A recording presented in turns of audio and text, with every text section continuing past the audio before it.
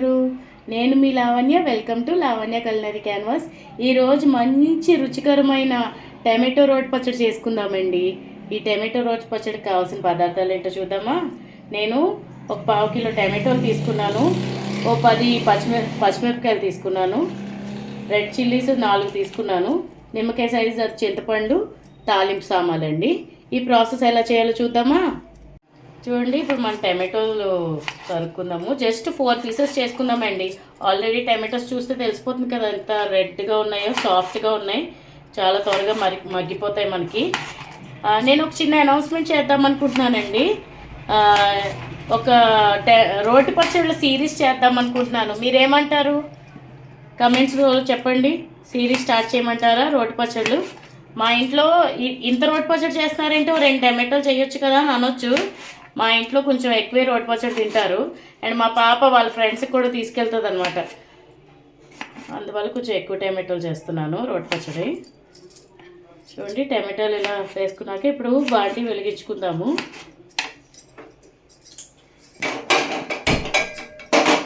ఇది హీట్ ఎక్కుతుంది కదండి.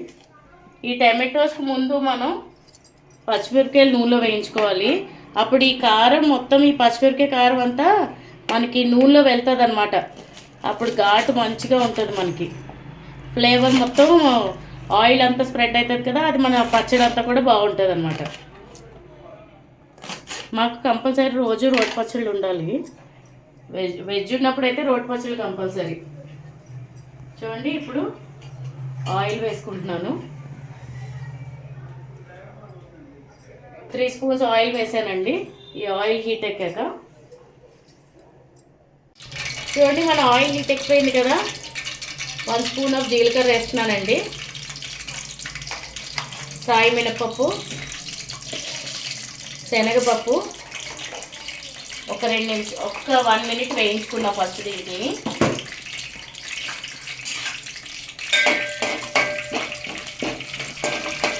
చూడండి, మన మినపప్పు అన్నీ వేగిపోయినాయి కదా. దీంట్లో మనం పచ్చిమిర్చి వేసుకుందాం. మన తరిగిన పచ్చిమిర్చి ఉంది కదండి, ఇది వేసుకుంటున్నాం. పచ్చిమిర్చి ఎక్కువ వేసుకోవాలండి. రోటి పచ్చళ్ళు కొంచెం స్పైసీ ఉంటే బాగుంటుంది. ఇంట్లో కొంచెం స్పైసీ ఎక్కువ తింటారండి, దానివల్ల నేను అన్నిట్లోనూ కొంచెం ఎక్కువ కారం వేసుకున్నాను.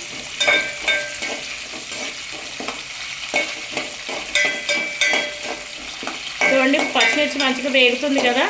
ఈ వేగే టైంలో మనం చింతపండు టమాటోలు ఇప్పుడు పచ్చిమిరపకాయలు వేగిపోయినాయి, నేను టమాటోస్ వేసేస్తున్నాను.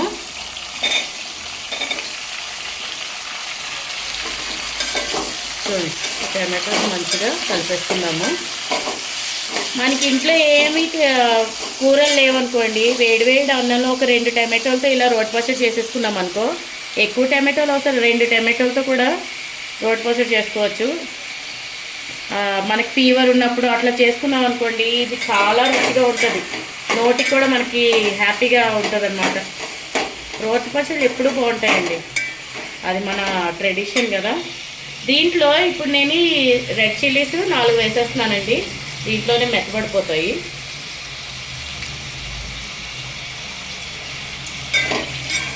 ఇప్పుడు ఒకసారి కలిపేసుకుని మూత పెట్టేసుకుందాము. చూడండి, మన రోటి పచ్చడి టమాటోస్ మగ్గుతూ ఉన్నాయి కదా. ఎంతమందికి ఇష్టం రోటి పచ్చళ్ళు? కమెంట్ చేయండి. మీకు ఏ రోటి పచ్చడి ఇష్టమో చెప్పండి, నేను మీ గురించి చేసి పెడతాను వీడియో. ఇప్పుడు ఈ టమాటోలు మగ్గుతూ ఉన్నప్పుడే నేను ఉప్పు కూడా వేసేస్తున్నానండి. ఎందుకంటే దీంట్లో వాటర్ ఏం కదా, ఈ ఉప్పుతోటి మంచిగా మనకి టమాటోలు త్వరగా మగ్గిపోతాయి. కొంచెం పసుపు వేసి కలిపేసుకుందాము. ఎందుకంటే ఉప్పు కరిగినప్పుడు కొంచెం వాటర్ వస్తుందో దాంట్లోనే మెత్తపడిపోతాయి మన టమాటోలు త్వరగా. మనం ఉప్పు వేసాం కదండి, చూడండి ఉప్పు టమాటోలోంచి వాటర్ అంతా ఎట్లా బయటకు వచ్చేసిందో. ఇప్పుడు ఈ టైంలో ఈ కొంచెం ఉన్న వాటర్లోనే మన ఈ చింతపండు వేసేసుకుందామండి. ఈ చింతపండు దీంట్లో వేసి లోపల పెట్టేసుకోండి. టమాటోస్ని ఇట్లా టమాటో కింద పెట్టేశారనుకోండి, వేడివేడి టమాటో దానిపైన వేస్తే అది వెంటనే మెత్తగా అయిపోతుంది. మనం గ్రైండ్ చేసేటప్పుడు, మన చింతపండు తీసుకునేటప్పుడు దాంట్లో పిక్క పక్కన పీచు అవి ఏం లేకుండా మాత్రం చూసుకోండి. మనం ఏంటంటే అది తినేటప్పుడు మళ్ళీ మన నోటికి తగులుతుంది అనమాట.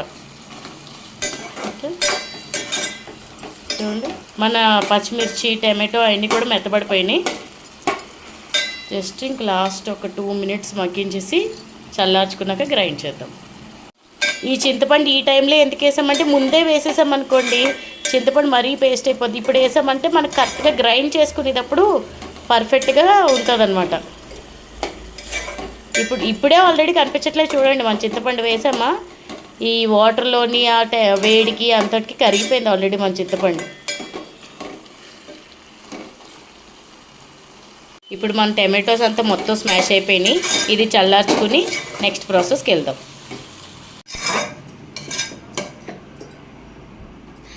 ఇప్పుడు మనది టమాటో అంతా చల్లారిపోయిందండి. ఇది నేను మిక్సీ పట్టేసుకుంటున్నాను.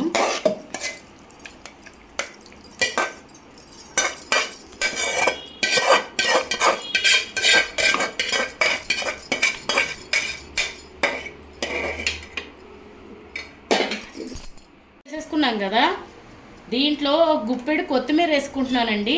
కడిగి ఆరబెట్టుకున్న కొత్తిమీర వేసుకుంటున్నాను. ఇది పచ్చిదే వేసుకోవాలి, చాలా మంచి ఫ్లేవర్ యాడ్ చేస్తుంది దీనివల్లే. ఇప్పుడు మనం గ్రైండ్ చేసేసుకుందాము.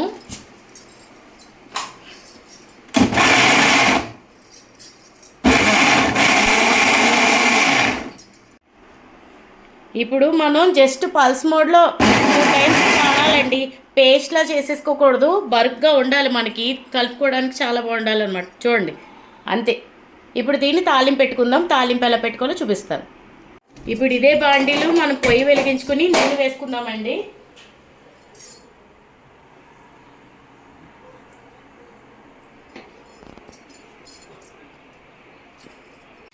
చూడండి, ఇప్పుడు మన ఆయిల్ హీట్ ఎక్కిపోతుంది కదా, దీంట్లో కొంచెం ఆవాలు, జీలకర్ర, సాయి మినపప్పు,